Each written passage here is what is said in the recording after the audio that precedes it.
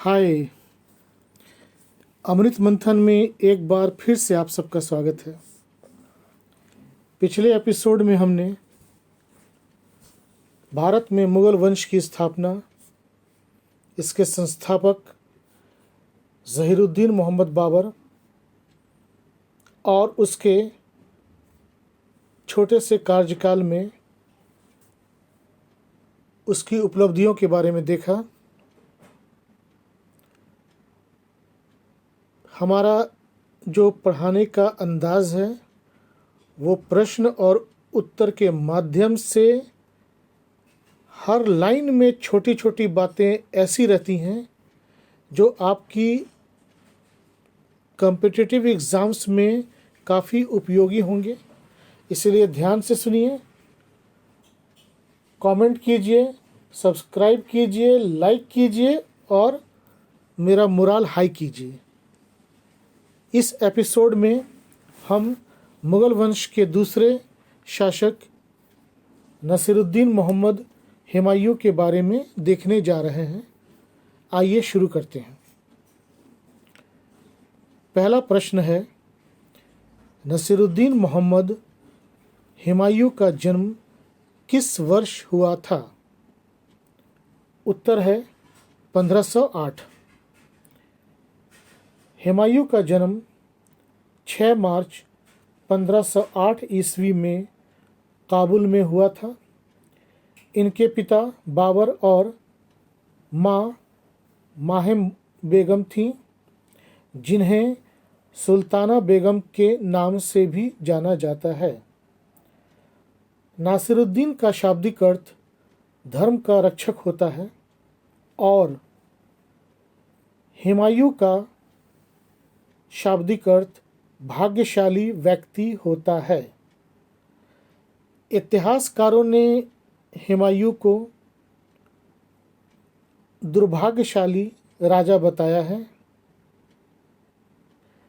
जबकि हम देखते हैं कि जब हुमायूं की मृत्यु हुई उस समय मुग़ल साम्राज्य का विस्तार लगभग 10 लाख किलोमीटर के क्षेत्र में था, जो अफ़गानिस्तान, पाकिस्तान और पूर्व में बांग्लादेश तक फैला हुआ था। दक्षिण में भी काफ़ी दूर तक इसका विस्तार था। फिर ऐसे राजा को या ऐसे व्यक्ति को दुर्भाग्यशाली कहना शायद मूर्खता ही होगी।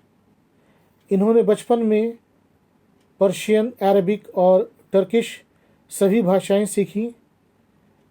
इसने मैथमेटिक्स, फिलॉसफी और एस्ट्रोलॉजी का भी अध्ययन किया और युद्ध कला में बड़ा ही प्रवीण था। आइए आगे देखते हैं। हमारा दूसरा प्रश्न है, नसीरुद्दीन मोहम्मद हुमायूं का राज्यारोहण यानी कोरोनेशन कब हुआ? कब वह राजा बना? उत्तर है 1530 ईस्वी। 22 वर्ष की उम्र में 30 दिसंबर 1530 में हुमायूं का राज्यारोहण आगरा में हुआ, जबकि बाबर के दरबार के कुछ दरबारी जैसे निज़ामुद्दीन, बाबर के जीजा मेहंदी ख्वाजा को गद्दी पर बैठाना चाहते थे।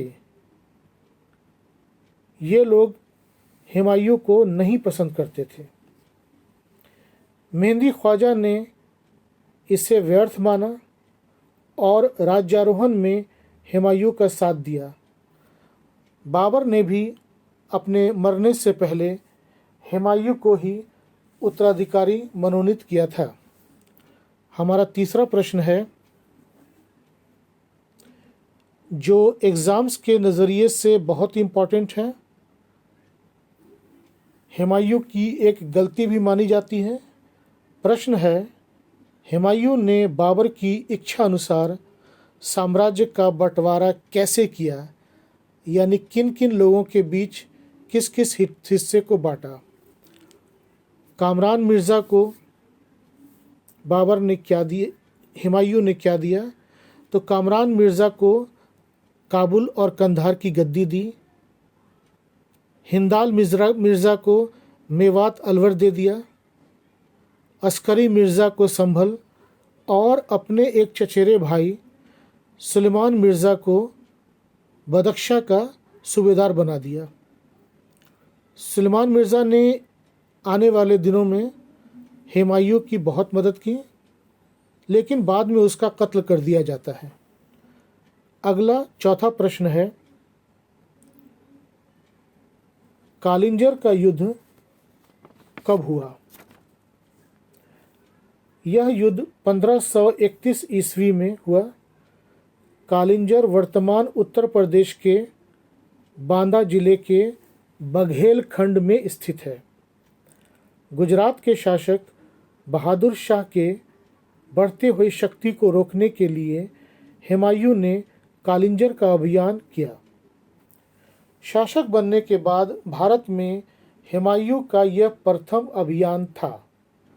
कालिंजर अभियान के समय हुमायूं को सूचना मिली कि अफगान सरदार महमूद लोदी बिहार से जौनपुर की ओर बढ़ रहा है। इसलिए हुमायूं ने कालिंजर के चंदेल राजा प्रताप रुद्र देव से थोड़ा बहुत धन लेकर जौनपुर की ओर निकल पड़ा। अगला प्रश्न है, पांचवा, दोहरिया का युद्ध कब लड़ा गया? दोहरिया को दादरा के नाम से भी जाना जाता है। यह 1532 ईस्वी में लड़ा गया। अगस्त 1532 ईस्वी में हुमायूं और महमूद लोदी के सेना के बीच दोहरिया का युद्ध हुआ। इस युद्ध में महमूद लोदी की पराजय हुई। अगला प्रश्न छठा है, चुनार के किले का घेरा किस वर्ष हुआ? चुनार का किला सामरिक दृष्टिकोण से बड़ा ही महत्वपूर्ण था। उत्तर होगा 1532 ईस्वी। उस समय चुनार के किले पर अफगान शासक शेर खां का अधिकार था। हुमायूं 4 महीने तक किले को घेरे रहा। अंत में शेर खां ने समझौता कर हुमायूं की अधीनता स्वीकार कर ली। समझौते में हुमायूं ने अपने पुत्र कुतुब खां को एक अफगान सैन्य टुकड़ी के साथ हुमायूं की सेवा में भेजना स्वीकार किया और बदले में चुनार का किला शेर खां के अधिकार में हो गया। यह हुमायूं की एक बहुत बड़ी गलती साबित हुई, क्योंकि आगे चलकर शेर खां ने अपनी शक्ति और संसाधनों को बढ़ाया और मजबूत कर लिया। अगला 7वां प्रश्न है, गुजरात के शासक बहादुर शाह और हुमायूं के बीच सारंगपुर का युद्ध कब हुआ? उत्तर है 1535 ईस्वी। गुजरात के शासक बहादुर शाह और हुमायूं के बीच 1535 ईस्वी में सारंगपुर का युद्ध लड़ा गया। सारंगपुर वर्तमान में गुजरात में बोतद डिस्ट्रिक्ट है, उसमें एक छोटा सा गांव है। इस युद्ध में बहादुर शाह की हार हुई और वह भागकर मांडू चला गया। 8वां प्रश्न है, चित्तौड़ के राजा विक्रमादित्य जो बहुत ही छोटे थे, उनकी मां रानी कर्णावती ने किसको राखी भेजी? हम जानते हैं कि रानी कर्णावती राजपूत राजा राणा सांगा की विधवा थी। तो इसका उत्तर हो जाएगा हुमायूं। रानी कर्णावती ने गुजरात के शासक बहादुर शाह ने उस समय चित्तौड़ के किले को घेर लिया था। इसी वक्त रानी कर्णावती ने हुमायूं को राखी भेजकर उनकी मदद मांगी। हुमायूं उस समय पूर्व में बंगाल अभियान में व्यस्त थे। जैसे ही हुमायूं को राखी मिली, बदले में उपहार स्वरूप ढेर सारा सामान हुमायूं ने रानी कर्णवती को भेजा और अपना बंगाल अभियान बीच में ही छोड़कर चित्तौड़ की ओर बढ़े। उसे आने में थोड़ी देर हो गई। राजपूत बड़ी ही वीरता से लड़े और अंत में रानी कर्णावती और अन्य महिलाओं ने जौहर कर लिया। ये घटना 1534 ईस्वी की है। अगला प्रश्न 9वां है, चौसा का युद्ध कब हुआ?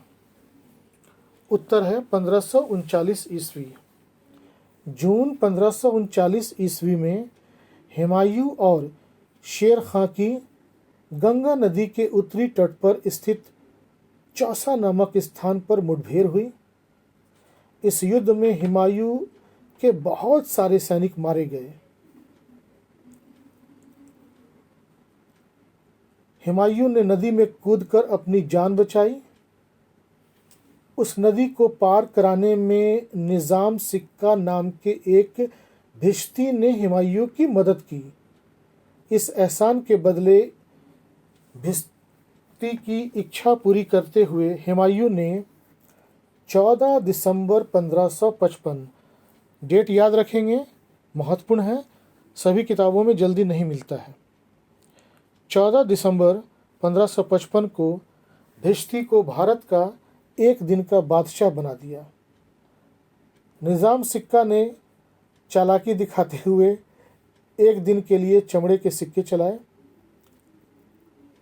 सूफी संत शेख मोहम्मद गयास ने अपनी पुस्तक सूफी हुमायूं में इस बात का वर्णन किया है और इसी युद्ध यानी कि चौसा के युद्ध के बाद शेर खां ने शेरशाह की उपाधि धारण की। 10वां प्रश्न है, कन्नौज, जिसे हम बिलग्राम के नाम से भी जानते हैं, का युद्ध हुमायूं और शेरशाह सूरी के बीच कब हुआ? 1540 ईस्वी। मई 1540 ईस्वी में हुए इस युद्ध में हुमायूं की हार हुई। इस लड़ाई में हुमायूं का साथ उसके भाई हिंदाल मिर्ज़ा और अस्करी मिर्ज़ा ने दिया। भागकर हुमायूं पहले लाहौर, फिर सिंध और आखिर में ईरान के शासक शाह तहमस्प के पास चला गया। अगला प्रश्न 11वां प्रश्न है कि 12 वर्ष की अल्प आयु में हुमायूं कहाँ का सूबेदार बना? उत्तर होगा बदख्शां। हम देखते हैं कि 1520 ईस्वी में हुमायूं को उसके पिता ने बदख्शां का सूबेदार बना दिया था। 12वां प्रश्न है,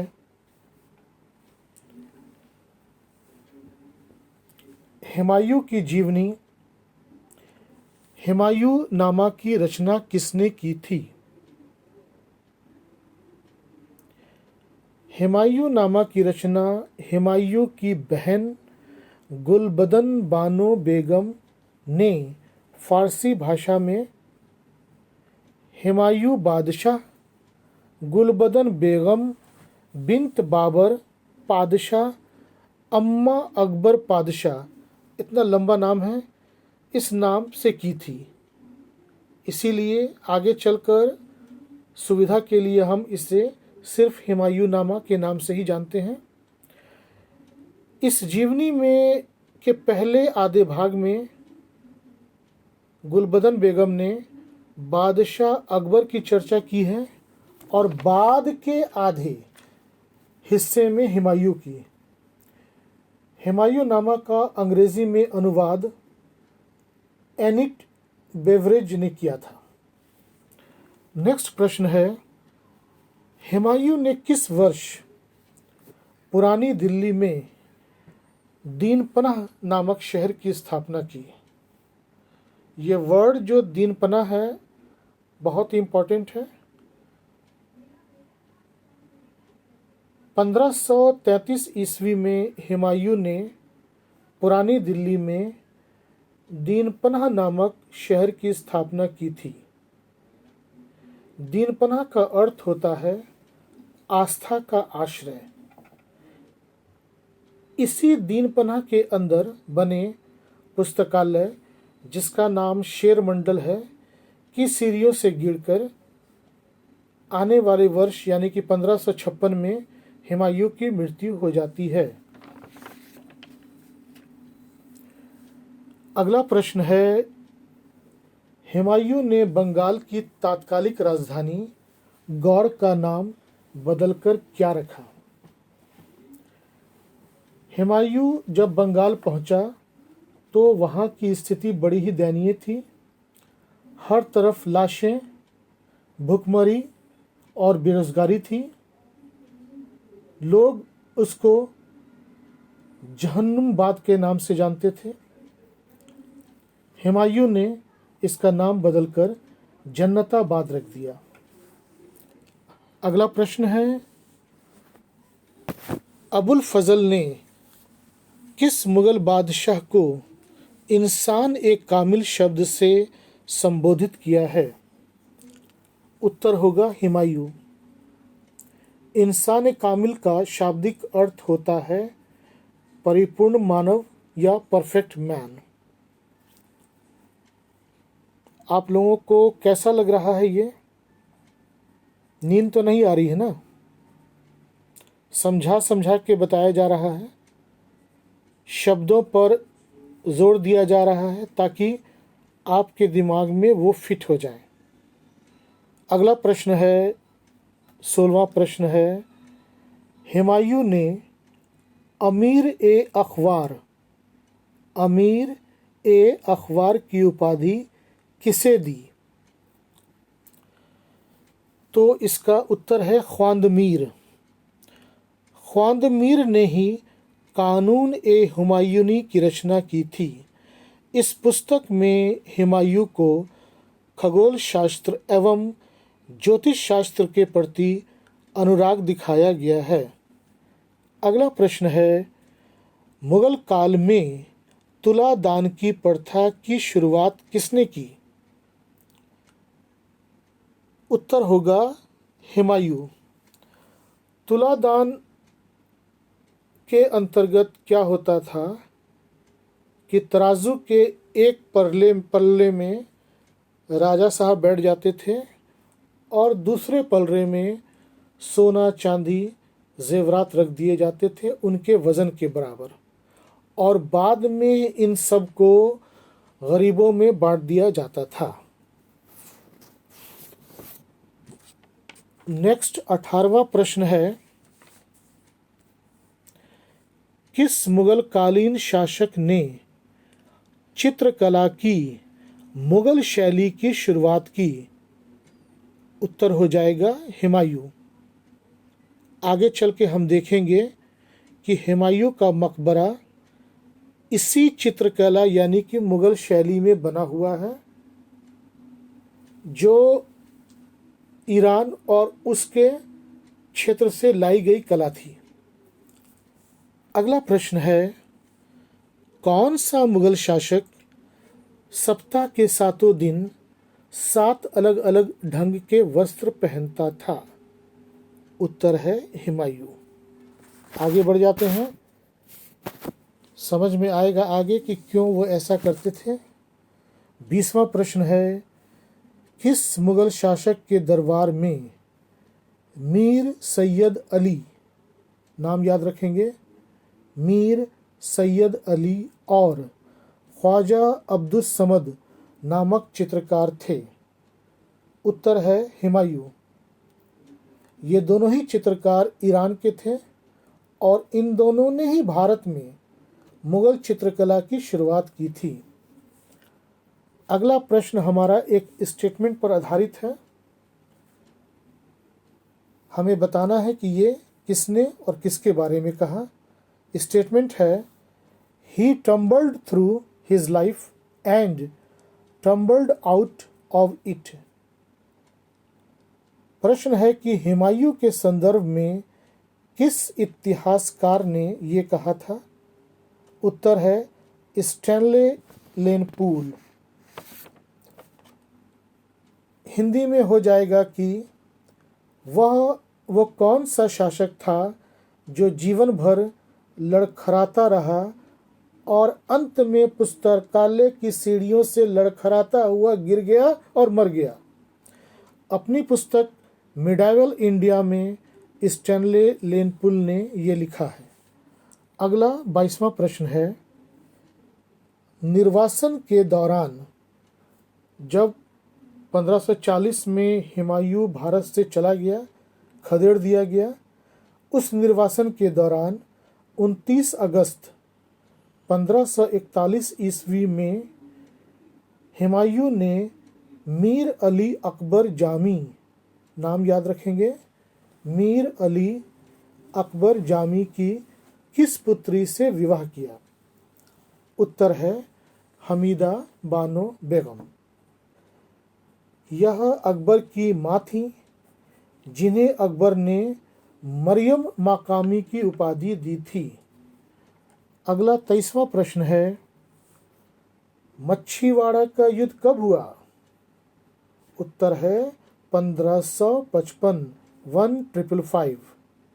सतलज नदी के किनारे लुधियाना से पूर्व मच्छीवाड़ा नामक जगह पर बैरम खां के अधीन हुमायूं की सेना और अफगानों के सरदार हैबत खां और ततार खां के बीच मई 1555 में यह युद्ध हुआ। अफगान पराजित हुए और लाहौर पर पूरी तरह से हुमायूं का कब्जा हो गया। अगला प्रश्न है, सरहिंद का युद्ध कब हुआ?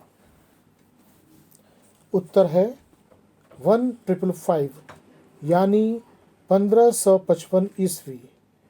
जून 1555 ईस्वी में सिकंदर शाह सूर और बैरम खां के नेतृत्व में हुमायूं की फौज का सामना हुआ।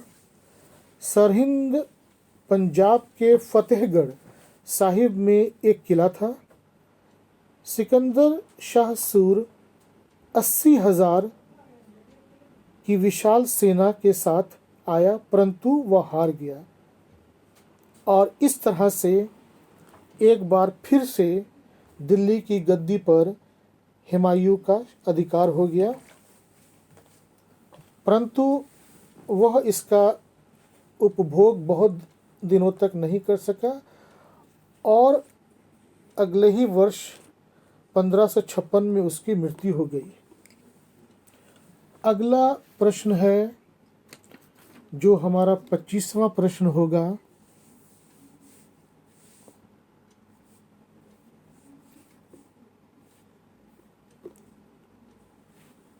बड़ा दरवाज़ा, हुमायूं दरवाज़ा, तालाकी दरवाज़ा, ये तीन महत्वपूर्ण दरवाजे किस महत्वपूर्ण इमारत के द्वार हैं? हमने आपसे कहा था कि ध्यान रखेंगे दीन पनाह के बारे में, तो ये सब दीन पनाह के ही अलग अलग दिशाओं के द्वार हैं। अगला प्रश्न है, मुगल शासकों में कौन सा बादशाह अंधविश्वासी, जादू टोना में विश्वास करने वाला और ग्रहों आदि में विश्वास करने वाला था? उत्तर होगा हुमायूं। कहा जाता है कि हुमायूं एस्ट्रोलॉजी, तंत्र मंत्र, नजूमी, जादू टोना इन सब में विश्वास करता था। उसने सार्वजनिक कार्यालयों जो गवर्नमेंट ऑफिसेज हुआ करते थे, उन सब को प्रकृति के 4 अलग अलग तत्वों के नाम के हिसाब से बांट दिया था। जैसे अर्थ के अंतर्गत उसने रख दिया कृषि और कृषि से संबंधित विज्ञान, फायर के अंतर्गत उसने सेना विभाग रख दिया, वाटर के अंतर्गत नहरें और जल तंत्र को रख दिया और एयर के अंतर्गत उसने बाकी सब विभाग डाल दिए। वो इतना बड़ा अंधविश्वासी था कि किसी घर में प्रवेश करते समय अपने राइट लेग को ही अंदर करता था। पहले गलती से अगर लेफ्ट पैर चला गया तो लौट के फिर आता था और राइट पैर डाल के तभी आगे बढ़ता था। हमने देखा है कि सप्ताह के 7 दिनों में वो 7 अलग अलग रंग के वस्त्र पहनता था, ग्रहों के गति के आधार पर वस्त्र धारण करता था। अगला 27वां प्रश्न है, थोड़ा सा टाइम दीजिए पानी पीने के लिए।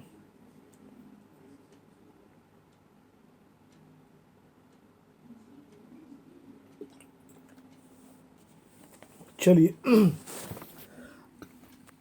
प्रश्न फिर एक स्टेटमेंट पर आधारित है। 27वां प्रश्न है कि do nothing against your brothers even though they deserve it. Humayun को यह सलाह किसने दी थी? उत्तर हो जाएगा बाबर। बाबर अपनी मृत्युशैया पर लेटे थे। उन्होंने हुमायूं को बुलाकर कहा कि तुम्हारे भाई कैसे भी हों, उनसे प्यार रखना, उन्हें तकलीफ मत देना, और साथ में एक और सलाह दे डाली कि अपने साम्राज्य का बंटवारा बराबर बराबर अपने भाइयों में बांट कर देना। ये शायद हुमायूं के आखिरी शब्द थे, बाबर के आखिरी शब्द थे, और हुमायूं के लिए जी का जंजाल, भानुमति का पिटारा। अगला प्रश्न है कि निर्वासित हुमायूं जब वह दिल्ली की गद्दी पर नहीं था, 1540 से लेकर 1555 के बीच की बात है, निर्वासित हुमायूं और ईरान के राजा शाह तहमस्प के मिलन को किस चित्र द्वारा दर्शाया गया है? क्रिटिकल क्वेश्चन है, ध्यान देंगे। किस चित्र के द्वारा इन दोनों की मीटिंग को बताया गया है? आंसर हो जाएगा फर्स्ट, चेहल सॉटर्न, CHEHEL, चेहल सॉटर्न, SOTOUN, सॉटर्न। इसे 40 कॉलम्स के नाम से भी जाना जाता है। यह ईरान के इस्फहान शहर में स्थित है। यहीं शाह तहमास्प ने हुमायूं को सुन्नी संप्रदाय से शिया संप्रदाय में बदलने का अनुरोध किया था, और हुमायूं और उसके सुन्नी साथियों ने शिया संप्रदाय को स्वीकार भी कर लिया था, क्योंकि उस वक़्त उसके सामने और कोई चारा नहीं था। उसे ईरान के शासक की मदद चाहिए थी आगे अपने आप को सुदृढ़ करने के लिए। हमारा अंतिम और अब ख़त्म होने वाला सवाल है, हुमायूं का मकबरा कहाँ है? हम देख चुके हैं, इसका उत्तर होगा दिल्ली। हम सब जानते हैं कि जनवरी 1556 में हुमायूं की मृत्यु हो गई थी।